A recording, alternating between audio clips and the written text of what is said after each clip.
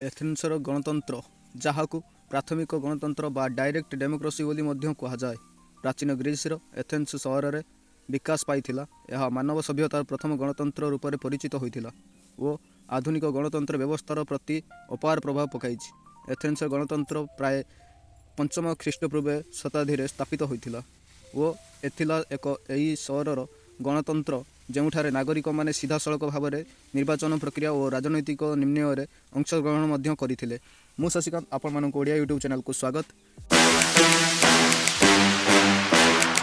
Athens ସହର ବା ଗଣତନ୍ତ୍ରର ମୁଖ୍ୟ ବିଶେଷତା ସିଧାସଳଖ ଅଂଶଗ୍ରହଣ। ଏଥେନ୍ସ ପ୍ରତ୍ୟେକ ପୁରୁଷ ନାଗରିକ ସିଧାସଳଖ ଭାବରେ ଗଣସଭା ବା ଏକ୍ଲେସିଆରେ ଅଂଶଗ୍ରହଣ କରିପାରୁଥିଲେ।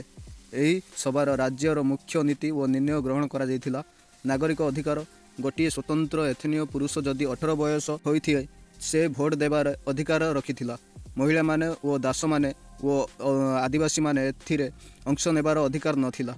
वचन स्वाधीनता गणसभा प्रत्येक नागरिक को मनोभाव अभिव्यक्त करी अधिकार दिया जाइथिला। लॉटरी प्रक्रिया चयन मध्य होइथिला।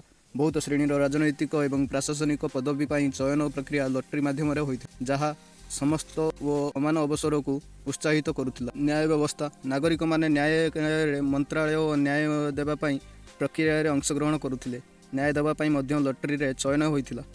एथेन्स गणतंत्र स्थापनार मुख्य चरित्र सोलन 6 ख्रीष्टपूर्वे सोलन निजर संविधानिक सुधार माध्यम एथेन्स गणतंत्र भेष तैयारी करथिले। से अंधाधुन्य ऋण और दासता व्यवस्था सुधार करथिले।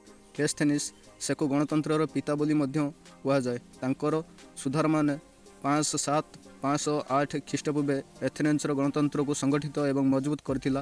तांको भूगर्भित सुधार माने नागरिक मानक एक समान मंच देइथिला। पेरिकलिस 5म शताब्दी पेरिकलिस एथेन्स गणतंत्र सुनाक जुगर नेता थिले। से गणसभा समान अंशग्रहण और नागरिक सेवा को प्रोत्साहित करथिले।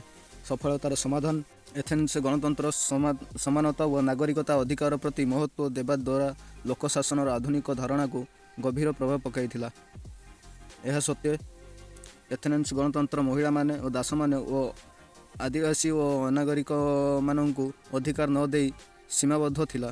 एथेन्स गणतंत्र आधुनिक लोकशासन प्रति एक मौलिक परिकल्पना एवं सूत्र दे रही।